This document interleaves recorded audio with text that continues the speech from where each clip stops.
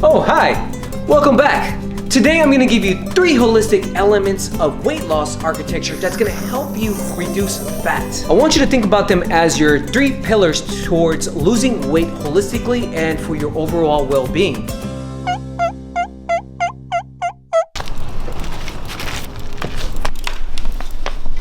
Let's use this spikes wheel as an example. The rim represents your spine. The spokes represents your musculature, specifically your core. If you have poor sleeping patterns, or maybe you're stressed out or doing isolated movements, what would happen to this wheel is that it'll start getting crooked and the spokes will eventually start poking out. Naturally, our minds are gonna think that we need aspirin for our cracked rim or we need a brace for our spokes. However, this way of thinking doesn't allow us to have optimal holistic looking bodies. What you need instead is a 360-degree program that implements holistic mini habits such as sleep management, stress management, and even functional training. And since we're already on this topic, let's talk about that, functional training. These type of exercises forces our bodies to develop at the same pace using just one exercise. On the other hand, if you only use isolated workouts or maybe you use machine-based workouts, then what could happen is you could create a muscle imbalance, which could lead to nagging pains and even injuries. Moreover, there is no carryover to real life because it is unnatural. So my holistic solution is this. Start integrating your isolated workouts, just like this one. Right now, what I'm doing is a curl to a lunge. Notice how my legs are in it. My core is involved. This is what you're looking for if you want to develop the muscles at the same pace.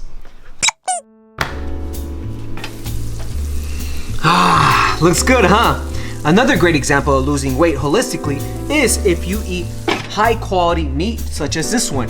This is a organic grass-fed, grass-finished meat, and we also have some organic vegetables. You can get this at your local farmer's market or at your local store. The important thing here is that if you choose high quality meats or high quality vegetables, it'll be great for your overall well-being. Why is that?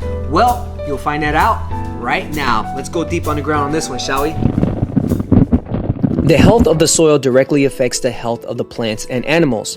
There are up to 1 billion microorganisms living in just 1 teaspoon of soil. Those living microbes raise healthy plants. And when you eat those healthy plants, or when the animals eat the plants, you in turn will receive billions and billions of living organisms and the total health of those plants and animals. Your gut needs the microbes. Think about them as your support crew. Not having enough organisms in your gut means you cannot build your body tissues, and this is why you become nutrient deficient.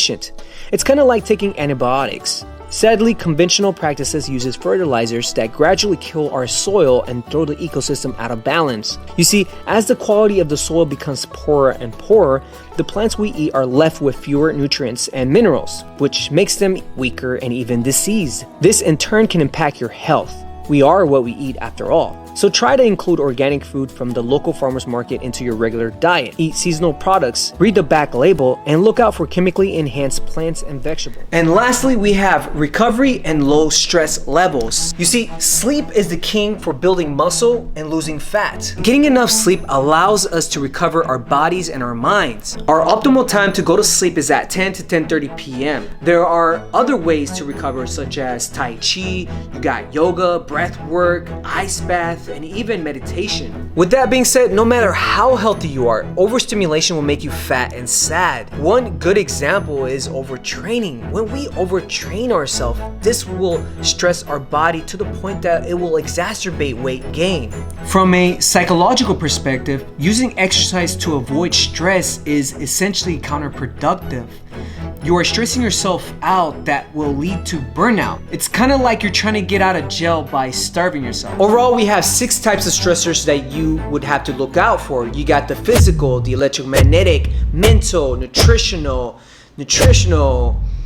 nutritional, I forgot what's the other one. But regardless, you guys know the rest. But they can be either quote unquote good or bad, and can be either external or internal. But I do encourage you to trust yourself to the point where you allow yourself to listen to your inner body's guidance and decide what's right for you. I mean, if you feel that there's something that stresses you out and you crave that extra bag of chips, or maybe you crave more food, then check in with yourself. Try to do the opposite of what your stressors is compelling you to do. I'm gonna give you an example. If you're having to force yourself to work out, then I want you to distinguish it if it's tiredness or laziness. If it's tiredness, then try to increase your recovery and align your sleep cycles. Or maybe if you had too much mental work, do the opposite. Go meditate and try to clear your thoughts. I hope that helps you understand how crucial this is to lose weight and to improve your overall well-being, because at the end of the day, it's about being the optimal version of yourself. With that being said, I hope you guys love this video just like I love making this, and I will see you on the next. Namaste.